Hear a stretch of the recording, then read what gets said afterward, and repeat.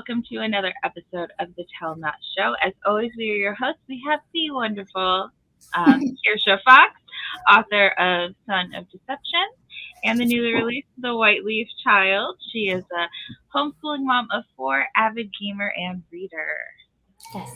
And my co-host is Julia J.K. Allen, author, editor, and author coach.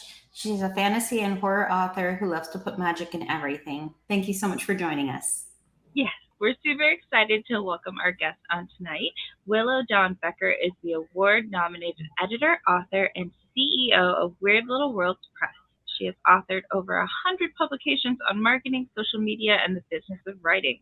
She is the author of Leto's Children and the editor of Human Are the Problem. And the editor of Human Are the Problem, a monsters anthology, and Mother, Tales of Love and Terror, for which she was nominated for a Bram Stoker Award. You can find her short fiction in the Black Fox Literary Magazine, Space and Time Magazine, and Erantium. She lives in Utah, dresses like a pioneer, and tries to make the world a kinder place. Welcome. Thank you so much for having me. What a great introduction. Yeah, well, you wrote the bio, so you have to, kudos for doing a good job. Yeah. So why don't you tell us, okay, you have a very impressive bio, first of all. Congratulations on so many publications, and the Bram Stoker Award, being nominated for that's a huge honor. Tell us a little bit about your writing journey and what got you started with writing. That's a great question. So I've been writing since I was really young. I started writing when I was 4, and that's when I wrote my first book of poetry. It was entitled Poetry. It included a quote from me as the opening to the book. The quote as a 4-year-old that I wrote was, "Poetry is like art, but with words." Oh, that was the quote. Mm-hmm. So so I've taken myself pretty seriously for a long time. Yeah, I love that though. Yeah, so I really have been writing my entire life. I used to be well known for telling stories around the campfire, and then as I kind of got older, I would just have teachers every once in a while who would ask me to write, something for an assignment, and I would write it, and then they would say, you should probably look into this for a job. And so by the time I was, 25 or 26, and I was getting ready to become the manager of a Goodwill or something, I had a great idea for a book, and I just started writing it. And then I realized that I was legitimately pretty good at writing. And I became a writer for my career a few years later when I wanted to stay home with my children, and I decided I was going to become a content writer, a copywriter. So I've been writing ever since as a profession, and I've gotten to publishing just a few years ago, but I have had an opportunity to publish a lot of work, and I'm really grateful for the opportunity to be home with my kids, which is always my goal. Yeah, that sounds amazing. That's the dream. I also have been writing my whole life. I would not say that I'm really great at it though. I don't know that anybody is really great at it. I think that we're all in process of becoming better. Mm-hmm. And some people are born who just have a gift. And those people there's 5 of them. And I'm not one of them either, right? Right. It's the difference between a great writer and a not great writer is that you just never quit writing, and you never quit submitting, and that's really the difference. You never stop improving. Yeah. Yep. I love that. So you write horror. Do you write any other genres, and what draws you to the genres you do write? Well, that's a really interesting question. So I write horror, but I really write science fiction. And science fiction has always been the space that I love the best. I like the combination of technology and the future. And I also find that regardless of what I write, even if it's fantasy, because I have I have a fantasy book as well that's not published, but I have one. But regardless of what I write, it doesn't matter. I always tend towards the dark side. And I attribute that to a series of very bad babysitters when I was young, who just forced me to watch terribly scary things. really scary things before I was able to handle them. And so I've always had kind of a fascination with the scariest things. And regardless of what I try to write, those things always creep in. So I figured a few years ago, like 10 years ago, I figured it was just, time to stop trying to pretend that I wasn't a horror writer and that that's not what was going to come out, because that's just what comes Right. Right. out. No, I can relate. I watched inappropriate movies at a very young age as well. And I kind of like to sprinkle magic in everything, whether it's horror or, anything like we say in the intro. Yes. Sometimes it's better not to fight against ourselves, right? Well, I think that there's like and I was just at a conference here in Utah called the Quills Conference, and I spoke on a panel with Gabino Iglesias and a couple other horror writers in the area, Cody Langiel from Timber Ghost Press, which is also a small press from Utah. But we were talking a little bit about, kind of the thing about horror is that we're all kind of embarrassed. We're all a little embarrassed that we write it. Like, we don't really quite know why it is that that's where we decided to be, but we all end up there anyway.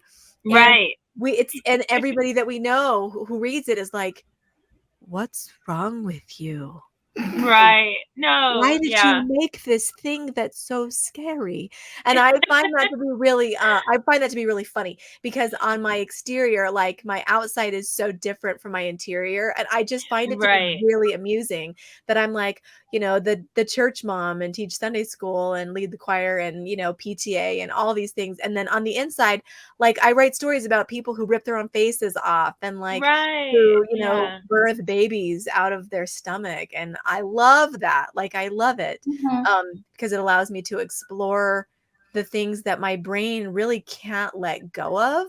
And I think that it is kind of like a personal exorcism. Like, there are all of these dark things inside of me that if I don't do something with will make me ill. But if I write them, then I don't have to hold them inside of my head anymore, which is kind of nice. Writing is very therapeutic for a lot of different reasons. And I think one of it is we get the chaos out, for sure. Right. Yeah, exactly. Yeah. And the people who enjoy reading your books, like, it's such a gift to them, and you get to share that with them, and it's so much fun. I know exactly what you're talking about, because everyone is so excited to support you. They're like, oh, where can I find your book? Can I read your book? And you're like, maybe you wouldn't like it. You have to sort of feel them out a little bit of like, right. Well, you go like, yeah, it's funny because I do have people who are in my real life who know that I write. And every once in a while, I'll have like someone from my church who's like, "So you write books? Well, wonderful. I would love to read one." And I'm like, "Yeah, no, I don't think you do. I think you wouldn't like it." Right. I think you're not the right audience for this, but so it's always fun when I find somebody who does cross-section, like, there is a cross-section of people who really do like what I write, and they also like who I actually am. It's just that the two worlds have it's a very small Venn diagram. Like, right. 5 people who are in that cross-section. Right. No, completely understand that. My former therapist bought my horror book that I wrote with my sister, and I was like, this might tell you too much about me. Right, You're going to understand a lot about me. Right. This might help, or it might be a horrible idea. I don't know which one it is yet, but yeah, we went with it. But yeah. So can you tell us a little bit about your short form fiction? What do you enjoy about that? About writing? So I have decided, and I don't know, I decided this like 3 days ago, that I pretty sure I only like reading short fiction. Like, I mean, I like novels and I like novellas, but when the rubber hits the road, if I could read anything, I would read short fiction, because time is such a big problem in my life. So I love it, and I love reading it. I just finished reading all the stories for our new anthology that's coming out in 2024. It's called Playlist of the Damned, and it's a horror anthology about music and about where horror meets music. And I am really excited about it. Like, it's really, really good. I just finished reading all the stories and we're editing them now. But what do I love? I love short fiction because it allows you to try everything. You can try any kind of style, you can try any kind of voice, you can try any kind of narrator, you can try anything. And all it's cost you is 5,000 to 8,000 words or whatever. So it's such a great opportunity for a writer. I think that if you're a writer who wants to be a better writer, that you should be writing short fiction because it allows you to try a lot of things. You're not married to a short piece. And the other thing is that a lot of times you find your longer pieces through short fiction. You start off with a short fiction piece, and then as you write it, you realize, oh, this is maybe a novella. And then you keep writing it and you're like, oh, this is like a novel. Yeah, that's what this is. And then you keep writing, Right. you're like, oh, this is a trilogy. That's what it is. Right. Right. And then you've uncovered what it is you're doing for the next 25 years of your life. So yeah, I like that about short fiction. I love the from an editorial perspective, I love short fiction because everybody can write short fiction.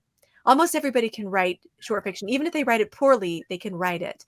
And that Mhm. means that I can edit anybody's short fiction. And it gives me a lot more opportunity to get new ideas and to hear new voices that have never been published before.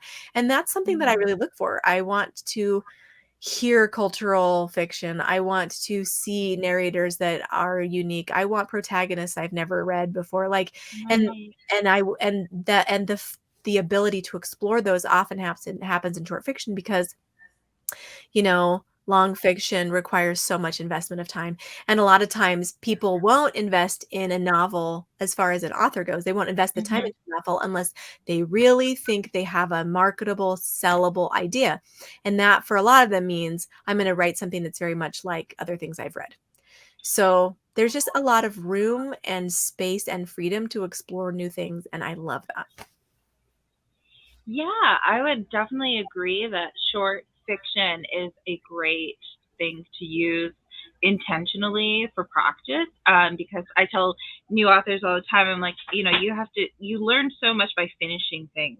And so, even if you want to write a novel, even if that's your goal, writing short fiction is a great way to practice finishing. And like you said, explore voice, explore characters, explore different situations or settings that you might not necessarily want to write a whole novel about until Mhm. while you're figuring it out. And I totally agree with you. Something that started out very small can just spiral as you Hmm. discover more and more of the story. Mhm. So as you were saying that, I was like, yeah, I've done that a few times. Like Right. something that began is just a small paragraph. You're like, you know what? This is a whole book. And Right. I love that you use the word spiral because that really is what it is. Like there are moments when I have looked at my own book. My novel was released in December, and I look at that book and I'm like, this is such a monster. Like it's such a monster, and it started from one tiny piece of short fiction that I never Right. published. I just started writing it because I thought it was a cool idea, and then all of a sudden I'm like working on book 2 of this 3-book Right. trilogy, and I'm like, "Oh my gosh, Willow, if you had just said no or, not," Right. then we wouldn't be in this predicament. But Right. anyway, it is kind of a spiral. It's funny. I think what happens is that we begin a piece of short fiction, and as we're writing it, we accidentally uncover a truth. Something Hmm. that we didn't know about ourselves, something that we didn't know touched something inside of us, Right. some unhealed wound or some unspoken truth that we have. And then we start writing that and then we realize, "Oh, yeah, so there is something here that needs to be said and it has to be said by me." And once that happens, you can't not write it. You have to write it. Right. Yeah. Like I said, once again, going back to writing being very therapeutic. All Exactly. right. So tell us a little bit about your writing process. What does it look like getting from idea to finished draft? Wow. So for me, the writing process is a process of starts and finishes, but never at the same time. So I have ideas and I collect them on my phone. A lot of people have like notepads and stuff, but I collect them on my phone and whatever phones I have in my life. And then or on my computer, I'll sit down and I'll have an idea. Sometimes I do this thing where I'll have a really great idea in the shower and then I will like run to the computer and I'll nakedly type out like 2 paragraphs or something so that I have it and it's saved. And I actually, in my shower, I have a notepad that's waterproof that I write on as well. So I have all these places where I collect ideas. And then when I sit down to do writing, I will think about my ideas or I'll look them over and then I'll think about the ideas that I really want to start on and then I'll start writing. And then I'll write like a good 2 pages. And so I have a folder that is full. It's got like 50 stories that are 2 pages long. And none of them are finished. And so what happens is every month or whatever, I sit down and I say, now it's time to finish something. And so that's what I do is I look through all of my drafts and I read through them and then I pick something and then I finish it. And that's what I do for just generalized writing. But a lot of times I am also writing to prompts because I see anthology calls or whatever it is, the calls that are out. Then I'll say, do I have an idea that is interesting for that? And then if so, then I'll sit down and I'll write a story. And I will actually try to get as much of it done in a single sitting as I can, between 3 to 5 pages of it finished. And then I'll put it down and then I'll just come back the next day and finish it up. Like if I have a prompt and I know that I have a deadline, I'll just sit down and just write the whole thing. And then once it's drafted, then I let it sit for a couple days or a month, depending on the timeline. And then I'll come back. I'll take a look at it. I'll read it again. I'll share it with my writing group and see what they have to say about it. Share it with my husband, see if he hates it. And then I'll do edits on it. And then I'll run it through probably, I don't know, 4 edits maybe. And then I'll be done and then I'll send it off. And then if it gets picked up, then I do more edits. And then it becomes somebody else's project. Right. Somebody else's problem too to deal with. Exactly. I always like to pass I don't format my own book. The lovely Kirsten Fox helps me out with that. I'm always like Very happy nice. to pass it along, make it her problem for a while. It's awesome. Yeah. So do you find that your ideas kind of come from everywhere, but once you have an idea, do you find that you plot to figure it out before you sit down to write, or is it something that you're just more of discover as you go? Yeah, I'm definitely a pantser. Like, Okay. Absolutely.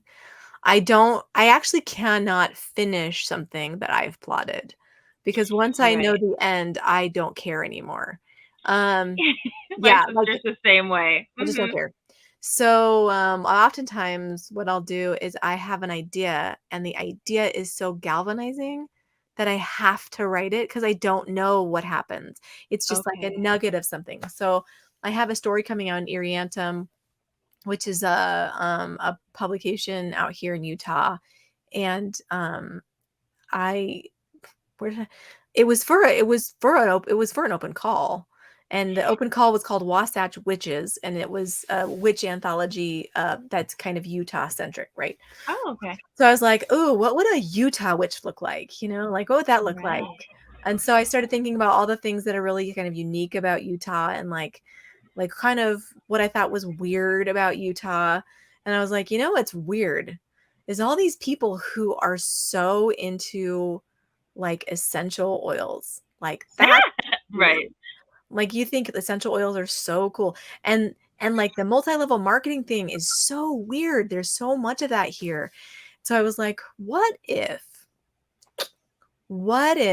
there was a woman who wanted to go and get plastic surgery and she ended up going to a place where it was secretly a multi-level marketing scheme, but the devil was behind it. Oh, yeah. And so I was like, well, that's really interesting. I like that idea. And so every time you do something kind of bad, you actually get prettier. And I was like, oh, well, where does that go? What happens at Right. the end of that? Like, what's the end of that look like? And so I wrote it. And it was great. Yeah, that sounds fantastic. I also like the idea of motivating yourself by like, I need to know what happens next, so I have to write it. Yeah. Well, see, I didn't know. I just thought it was a really interesting concept. And I was like, okay, so Yeah. who is this person? What are they like? What are they willing Right. to give up? Like, I kind of know women like this, but not Right. really. And so I was able to kind of use my own perspective and my own, relationships to kind of inform it. But Right. my character ended up becoming much more interesting than, anybody I know, just because Right. Yeah. so willing to do whatever it takes to be really beautiful. And I was like, Right. would I be willing to give up anything to be truly beautiful? I mean, like, can you think about it? Mhm. What would you be willing to give up and become if you knew you would become truly beautiful? Mhm. Like Mhm. heart-stoppingly famous and rich beautiful. So anyways, it was Right. very interesting. Yeah. No, That I almost lost it when you said Satan's MLM. I was like, oh, it's perfect. Yeah, yeah. exactly. I was like, isn't he really behind all of them though? I mean, Right. I'm just kidding. I'm sure. No, I love that. Oh, that's a great premise though. A great premise and yeah, amazing story I'm sure came out of that. Mhm. Yes, it's coming out. It's coming out in October, I believe. All right. Congratulations. Yeah, I'll have to look out for that. Yes. Mhm. All right. So, can you tell us a little bit more about? You said you like to play with perception versus reality. Mhm. What do you mean by that, and how do you use it to strengthen your stories? Well, that story is a great example. It's a theme that I keep coming back to over and over again. I think because what I believe is that people perceive us, and specifically me. People have perceived me one way for a long, long time, and the reality is just so different. I don't think anybody is actually what they seem to be, and Mhm. so I find that that is a theme in all of my stories. My novel is a really good example. I remember bringing that to my writing group, and they were. I remember my one of the people in my writing group saying, "So I really did not like this character from the beginning. I really didn't like her. I didn't like that she swore and she smoked and she was kind of like a roughneck and she seemed really aggressive. I didn't like her. And then as I moved through the book, I realized that she was covering up for all of these like personal insecurities that he struggles with, and like she'd been, there's real trauma that she was trying to manage. And so when you got down below that surface, she's actually really, really sensitive, and she Mhm. can be really gentle. And I was like, yeah, because I think that that's how people really are.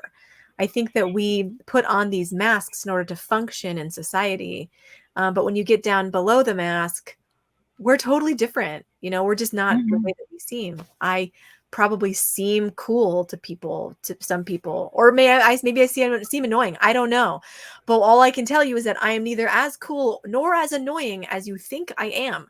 When you get Right. down underneath that exterior level, underneath that level, I am this like multifaceted human being, and I think it's Right. the same with everybody. Nobody is gay, and nobody is black, and nobody is, Mormon. I am all of these different things. And to reduce somebody to a single perception is Mhm. it's unfair. It's not realistic. And so what I love is doing that, is taking what we'd like to compartmentalize people as, and then to break down those veneers so that we really understand what a character is, what a person is, and Mhm. how we are all of these things. We're just infinitely deep. Yeah, I love that. One of my favorite quotes is Walt Whitman when he says, like, "Do I contradict myself? Then I contradict myself. I contain multitudes." And Yeah, I really love that because it's just like, yes, I contain multitudes. Like, yeah, absolutely. yeah, that really resonates with me. And I think that would make for like fascinating characters. Like, how do you make a character seem like a real person? Like giving them complexities, giving them depth, giving them all of those different layers. Yeah, I think that you can't really create a good character unless you are in touch with the parts of yourself that you both like and you hate, and have a lot of mercy for both.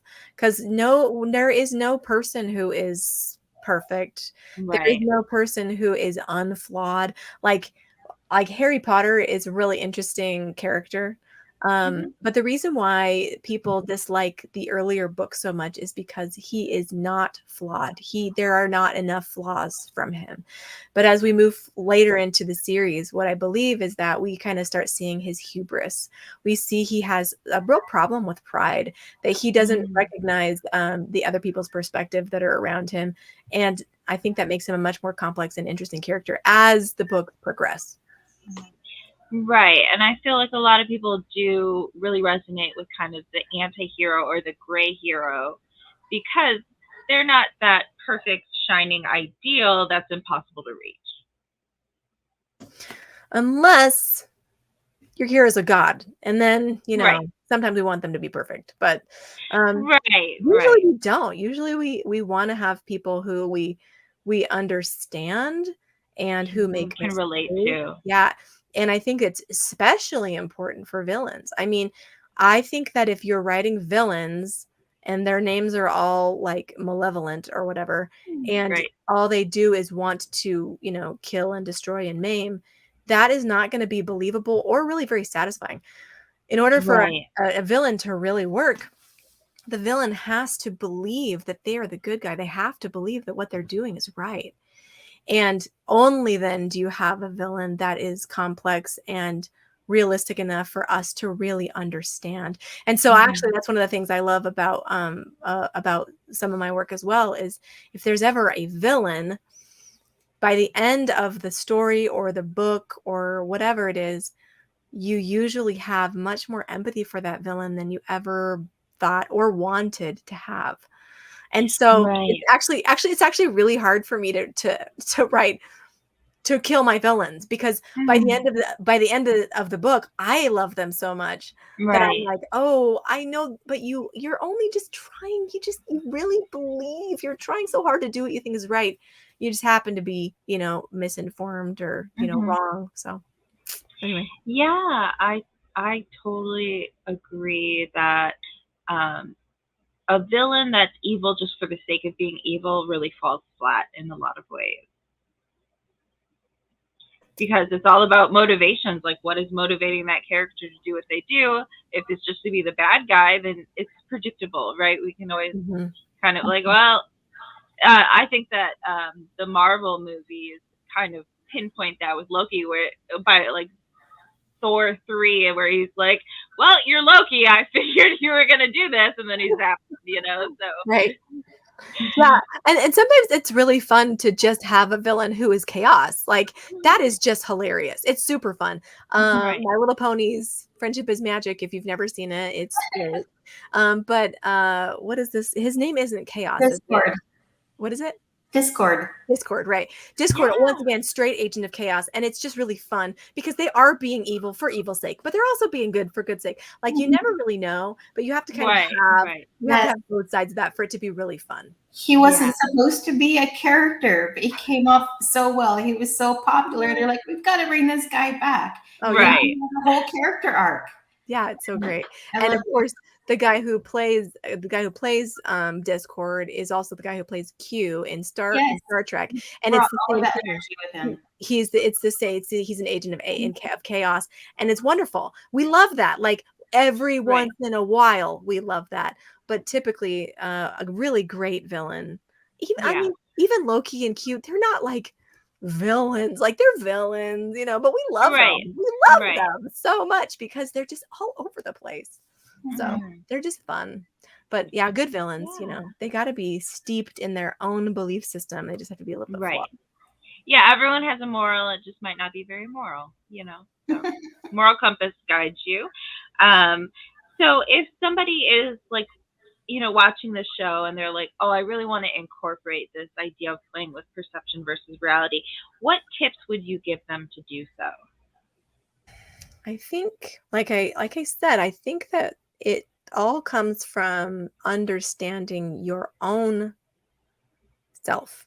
It all Mhm. comes from understanding your own flaws and your own misperceptions. And when you look inside of yourself and you realize that you perceive things or people or situations a certain way, then you can start to transform, characters to be able to take those same concepts and misperceive them, or Mhm. or accurately perceive them. I think that one of the issues is we don't do a huge amount of soul searching generally. Right. um but when we do, I think there's real value in recognizing, okay, so I have these things are good about me and these things are bad about me. Is there a way for me to love the good? Is there a way for me to see that is there a way for me to love the bad? And is there a way for me to see that what I perceive as good may actually be harmful for someone else? And when you do those things, then you realize, first of all, you see perspective on your own behavior. But then you're able to build characters who maybe present one way and internally are motivated another way, or Mhm. have perceptions that are just wrong.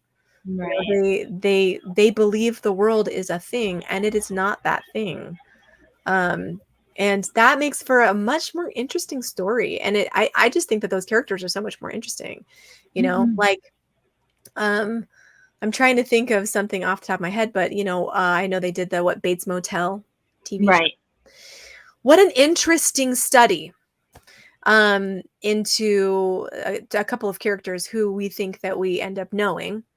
But Mhm. throughout the series, do those characters see themselves as evil?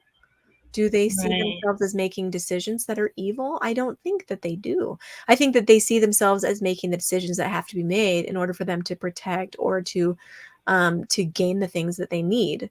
And that is what's interesting. Um, we look like one thing on the outside. People think that they can categorize us so easily, but we Mhm. never can. No one Right. is simple. And so when we uncover people's complexities, and especially our own, then we're able to have more compassion for our flaws, and we're Right. able to be more scrutinous of our, strengths, and see things from other people's perspective. I love that answer. And I love that practice of just being reflective of yourself. And I think that it's so true because there are things that people see as strengths that can actually be flaws, and there's things that people see as flaws that it can actually be strengths. Like my sister always looks for the good in people, but sometimes people don't deserve that benefit of the doubt. And so it's really interesting to look at those parts of your personality or other people's personalities and then think like, okay, how can I work that into a story as a character? Exactly. And when you can capture that within a character, I think that is what separates like good stories from fantastic stories. There are Mm-hmm. some books that we read, and there's something within those characters that touches us that we recognize. We go, Right. "Oh, hey, I do that too. That's me." And it's those stories really stick with you. The ones that touch your soul and make you perhaps see yourself in a different light. Um, Right. in going through these journeys with these characters, we are able to heal something within ourselves or discover a new nugget of wisdom. And I think those are the stories that really stick with you. Even if you forget the entire plot, you forget those characters, you don't forget how that book made you feel. Right. I think that that's a great point. When we practice care and compassion for characters that may not seem perfect but feel real and feel relatable to us, then we're also practicing care and compassion for ourselves. Mhm. Yeah, and for others too. I mean, Mhm. that's one of the reasons why I think that reading is still so important, and writing books and sharing those books is so important, is we have a generation that has difficulty with empathy. They don't do it very well. And that's not me talking about that. That's the science. That's the psychological, that's the data, is they just don't comprehend. And I'm not sure about Gen Z, but I know that Gen X definitely had or has that problem with empathy. And so, like you said, as we have empathy for characters, as we understand their complexities, and have an opportunity to read that without having the need to judge them, then I think Right. hopefully we're doing the same thing with each other. I would agree. I always say that reading is a way of practicing empathy because you're seeing something from someone else's perspective that you were not aware of before. And so the more books you read, the more perspectives you get, the more you practice empathy. So I think that, yeah, that's definitely a bonus to reading, is not only do you get to go on these crazy wild adventures with the story, but you also get to learn different people's perspectives. Oh, that's awesome. That's a great idea. Yeah. Oh my gosh. I'm loving this conversation. To go back to writing, so I feel like you've just given us so many gems of wisdom, but what have you learned from the writing process? Oh my gosh. A lot of the things I've learned about the writing process, I've learned about myself. Mm-hmm. Like, I guess I've learned that I have this part of me that just won't quit, which is Mm-hmm. incredible. I mean, that's really interesting to learn, is that the part of me that just refuses to give up. I've learned a lot about myself as far as my ability to structure and organize. And what I've learned is that I'm bad at it. And I've learned a lot about the value and importance of research in writing, and Mm-hmm. that, how it really does play a huge part. Even in fiction, research plays a really large part of making a good book. I've learned the value of community in writing. I think that if you don't have a community and you're trying to write or publish a book, that you should probably get a community, because they're so valuable in helping you feel motivated and to give you feedback. And there's just so many things that you learn from having a group of people who are willing to read your writing on a regular basis.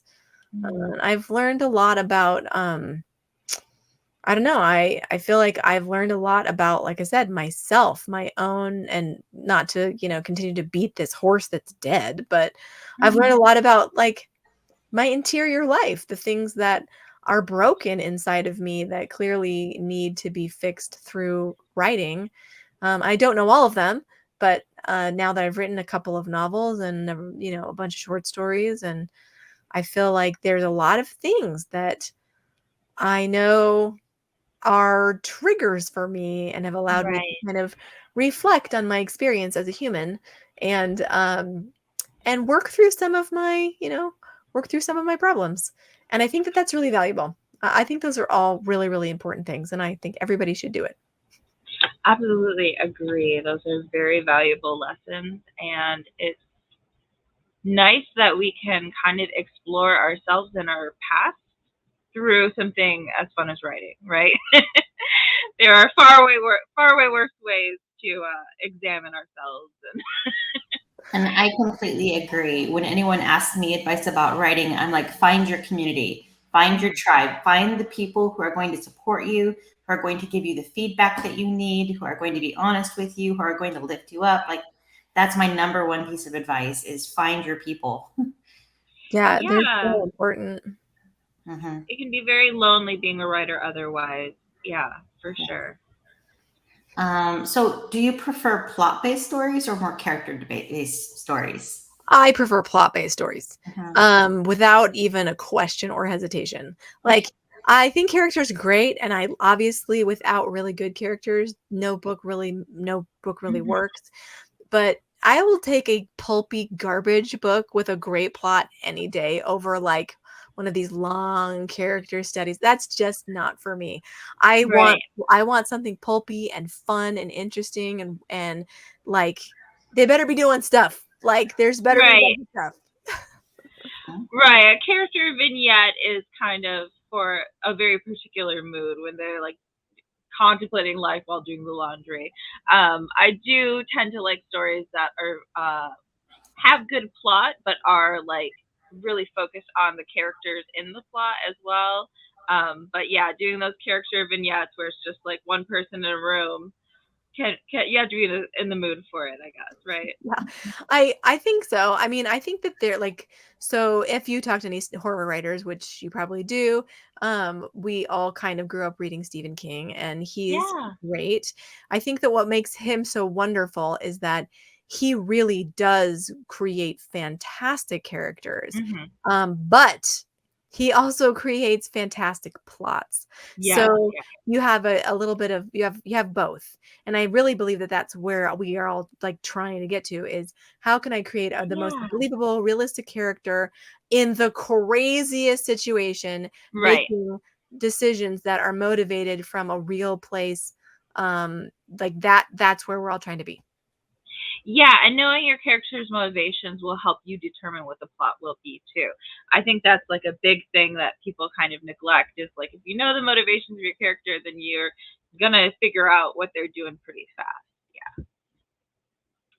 So, you are a mom, you have a lot going on. How do you make time for writing? Hmm. Do you want the real answer? Because the Yeah. real answer is I don't. Right. Um, the real answer is I work, I have a business, I have Yeah. children, I have responsibilities for the community and my church. And as soon as I became an editor, I really did stop writing. But that being said, if someone reaches out and is like, "Hey, will you write something?" Or if I see a really great call, I will figure out a way. And that way usually looks something like this. I wake up at 5 in the morning. I come into my office. I write for an hour, and then I take a shower and I go to work. And that's how Right. I do it. And that's how I did it for 15 years until I got Mhm. cancer. And then I said I should probably, focus on not trying to kill myself. Right, right. We need to stick around a little longer. Yeah. I can definitely relate to that as an editor as well. That always takes priority. Work is always going to be a big priority. And so it's very easy to push my personal projects to the side because I'm just like, oh, I got to hit this deadline or, whatever life happens. Yeah, usually sleep is the answer. Sleep goes first for most people who want to write. Yes, everyone most of the time talks about, oh, I sacrifice sleep. I don't Yeah. sleep. And Right. then as a mom, when they ask me that, I go, yeah, I steal time. It's little pockets Mhm. here and there of stolen time. Mhm. And Right. then even when you're in the shower, you're not wasting that time. You're always going and multitasking. When you're Mhm. standing in line, your brain is working on those plots and trying to figure out just the right wording. So Mhm. I guess that's a very good answer. It's a very honest answer. If you Yeah. just I wish it was different. I wish it was. I think, honestly, I've gone through a really strange couple of years where I had some really significant losses, and then I found out I had cancer, and I I there were a couple things that happened because of that. I felt incredibly motivated to finish and publish my book, which I did. And then once that was done, I had this, publishing company that I needed to keep afloat. And so I've been working on that. But sometimes, I've been like, not to be a super downer, but the truth Right. is I look at my life and I look at my work, my writing, and I say, what is the value here? Mhm. Who is benefiting from me taking the time to write these stories? Who's benefiting? At what point does it become obsessive? At what point is it stealing time from my family? And I had stage 4 cancer, and so I had to really think, am I willing to give up hours every day or, Mhm. weekends or a whole week to be gone from my family to work on this thing that may or may not be great and might totally suck and no one will ever read? Or is it more valuable for me to just be with my family? And so I deal with Mhm. mom guilt a lot. I deal Right. with the guilt of writing all the time. But I think that when I'm really honest with myself, I know that writing is my calling. It's what I'm supposed Right. to be doing while I'm here. And so I know that it's valuable. Even if I don't see what the value is, I know that it is valuable, because even if I do die of cancer, Mhm. will my children appreciate the fact that I created something for them? I think they will. Right. Right. And will people want to hear me speak after I'm gone? I think that they will. And are there things in my books that can be said by anybody else? Yeah, they can, but are they going to be said in the way that I know how to say them? No. And so Right. I think that it's valuable for me, and I'm talking myself into it right now. Mhm. But it is Right. valuable for me to take the time, because there are things that only I can say in the way that I can say them. And Absolutely. even if that book or that story or that blog post is only for one person, Mhm. it is a value, because that one Right. person may take it and use it to shape their life. Absolutely. I want to say I'm so sorry for your health struggles. But I do think two things are true that make writing valuable. One, a happy mom means happy mom makes happy family, right? Mom has to be happy with what she's doing with her life. But also, like you were saying, it is something that you're leaving behind for your children, that they can visit you in your books when you're gone, and it's a legacy that they will always have, and be able to access mom through.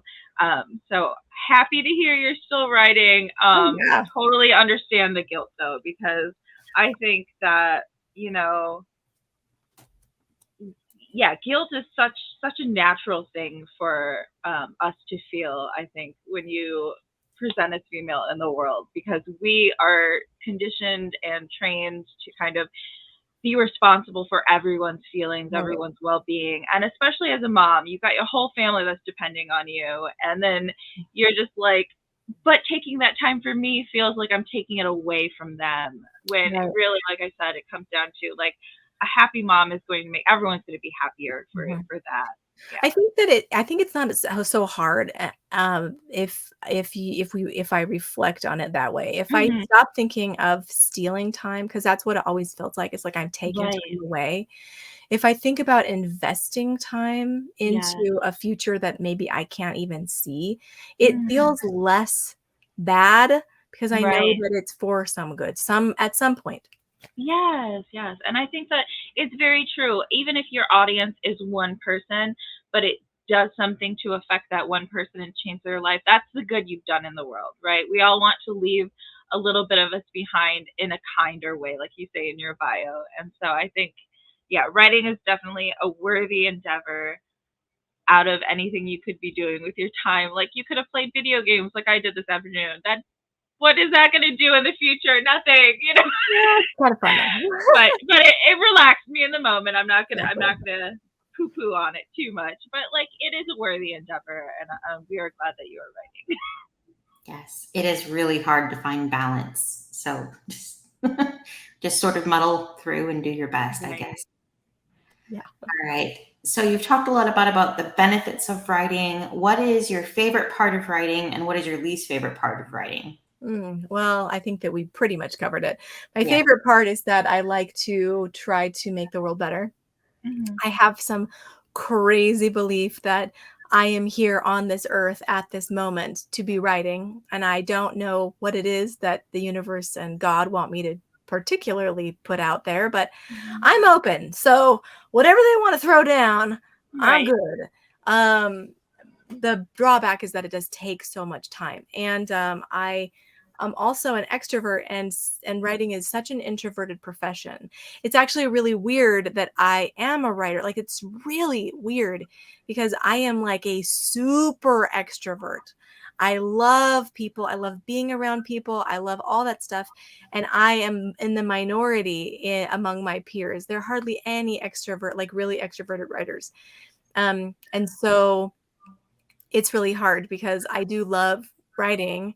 And when I do write, I can write for forever. I mean, I can write 18 hours a day. I have actually had days where I've written for 18 hours straight without eating or stopping or drinking. Like, it's terrible because I become like hyper focused and hyper obsessive. Yes. Which is one of the problems. Like, it's really bad for my health to become that hyper obsessive. So I feel that my problems with writing are that it becomes so engrossing that I forget that I'm a human person, Right. and that I really need to eat and drink and sleep. And it takes so much of my time and focus that it really is like, it's like being in a different world. Like, I feel almost like almost like being possessed by a story where I'm just kind of like typing whatever it is that is Right. like the brain funnel is just going through, and then my husband or my children try to come and talk to me, and I'm like, what do you want? Right. And they're like, I just wanted to know if you were gonna eat. I'm like, I'm writing. Right. And I go back and I write for 4 more hours. Right. And my husband has just learned. He's like, so you're writing, so we won't see you this weekend. And I'm like, yeah, that's correct. I will not be cognizant of human people and this plane of existence for 3 days. That is correct. Yeah. Oh, I think we can all relate to that. Yes. Especially if you have a little spiciness of the brain. Yeah. Hyper focus and hyper fixation. They're not good for us, but those are the best days. Yeah. You come out of the fog and you're like, wow, I wrote a whole darn thing and it's beautiful. Oh, it is. Right. It feels so good. And, and it's funny because I think that a lot of us are very performance driven. We're project performance driven people where we're like, yeah, but then when I'm done, I'll have a thing. Right. And then I made this. So you get in that obsessive space where like, I'm just this many things away from the thing. I'm almost there. Right. I'm almost there with it. One more chapter. Yeah, and then it's never, but that's never it. Because then you finish the thing and you're like, oh, but I just need to fix this. And then you're like, oh, I'm done. And then you're like, no, but I just need to fix this thing. Right. And it's just forever, just eternally fixing things. One more edit. Just one more edit. Right. Edit it to death. Oh, so relatable. Yeah, just laughing about that. What influences your writing?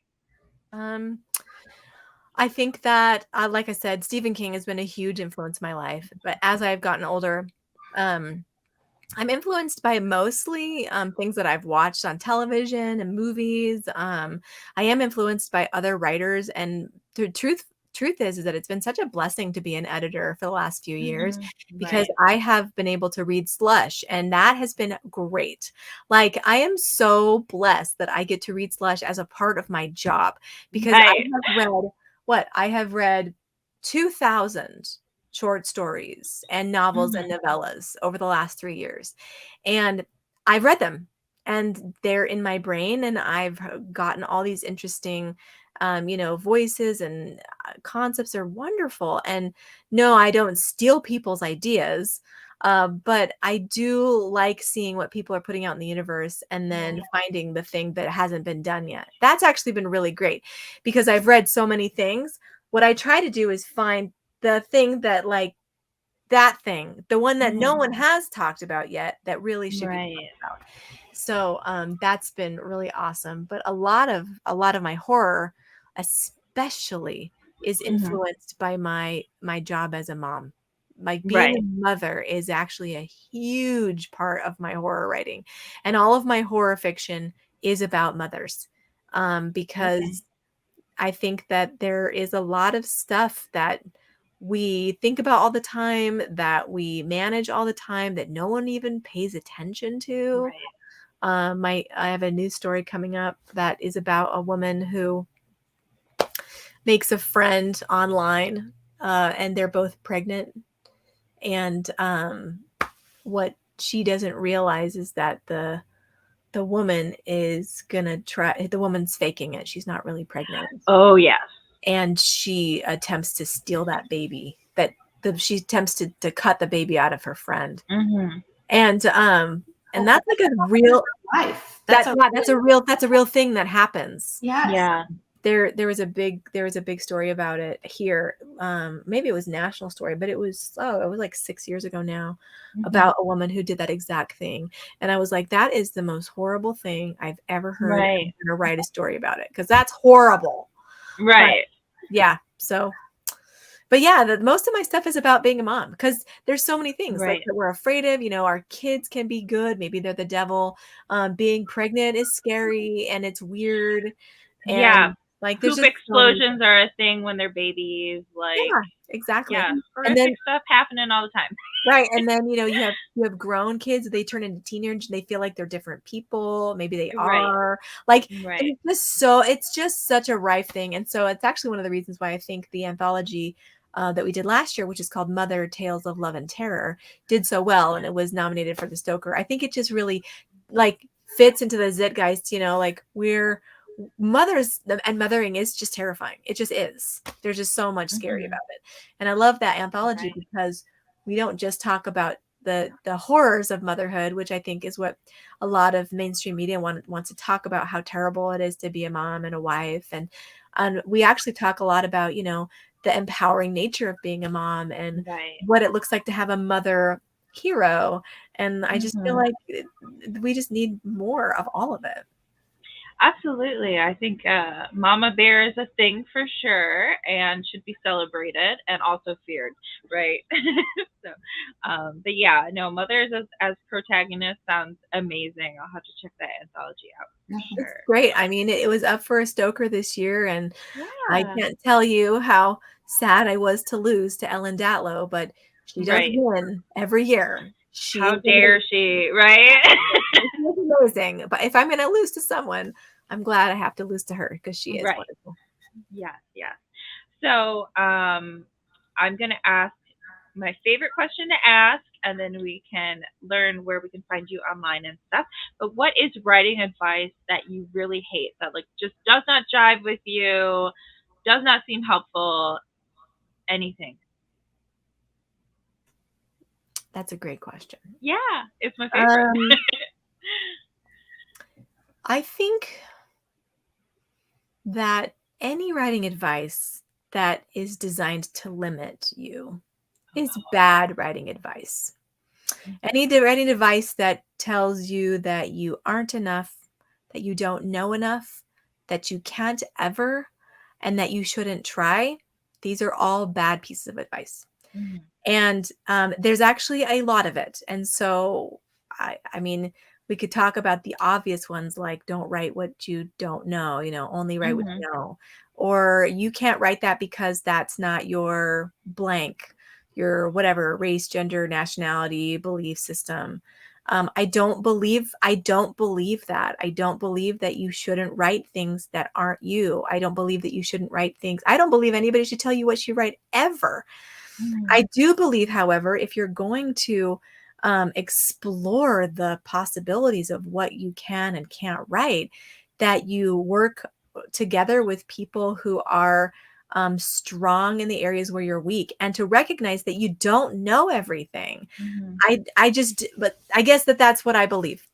I believe that anybody can write anything as long as you have done the legwork, the research, and learned what you need to learn in Mhm. order to make those stories realistic and appropriate to the people who they originally belonged to. At the same time, I do feel that there are some places and things that would best be written by people who belong to the culture. And Right. so, once again, I just don't think that there are any hard and fast rules. I think that if you think that you want to try and do it and you think you can do it great, you should try it, see how it goes. And I don't know. I think that we should all take the opportunity to play in this fantastic sandbox, which is life. And for us Mhm. to only stay in our lane, it's just so limiting. And I just think that's not why we're here. I think we're here to explore everything that we want to explore. And I don't think that you should listen to any advice that tells you that you can't or you shouldn't, or that you're not the right person. It's a very growth minded That's a very growth mindset. I like it. Mm-hmm. All right, we did want to give you the opportunity to tell our listeners where they can find out more about you and your books online. So I'll give you the opportunity to do that. Yeah, that's awesome. Yeah, you can find us at weirdlittleworlds.com, WEIRDLITTLE More than one, Weird Little Worlds, right? Weirdlittleworlds.com. And you can find me personally at willowdawnbecker.com. And of course, you can find our books on Amazon at Ingram. If you are interested in having books in bookstores, we're there for your bookstore to buy. So Yay. you can get into your independent bookstore if you want. But yeah, come read with us and explore with us and play with us. We love to have you be a part of our little community. Wonderful. And thank you so much for joining us this evening. It's been absolutely fantastic talking with you tonight. Mm-hmm. Thank you so much for having me. You guys are wonderful hosts, and I am looking forward to reading your books as well. Oh gosh, right. I'm one of those authors that's like, I want to write, but I don't want anyone to tell me they read it. Like, if you read it, fine. Just don't tell me about it. Yeah. No, I'm the opposite. I'm like, read my book. Tell me your favorite part. Like, right. your expectations. What did you like about it? Yeah, I love talking about my books with other people. I'm the kind of writer who's like, you read my book? Right. What did you think about it? Right. And very measured, like, I let me want to gauge know your what reaction. Right. Yeah. Ugh. Do I owe you an apology? Yeah, Right. exactly. Like, I'm sorry. Right. Oh my gosh. Thank you so much for joining us tonight. Thank and you so thank much. you to everyone that's listening along at home. Be sure to check out our next episode, which always releases on Friday. And remember, there's more than one way up the mountain. If you are interested in being a guest on the show, you can find us on social media at The Tell Not Show or email us at thetellnotshow@gmail.com. Thank you so much again and have a wonderful evening. Thanks again for listening. If you enjoyed the show, consider subscribing and liking. We appreciate all the support. Julia J.K. Allen is an author, editor, and coach and can be found at hijinksrudder.com. Kirsha Fox is an author, avid reader, gamer, and mother to four, and you can find her at kirshafox.com. Thanks and see you next time.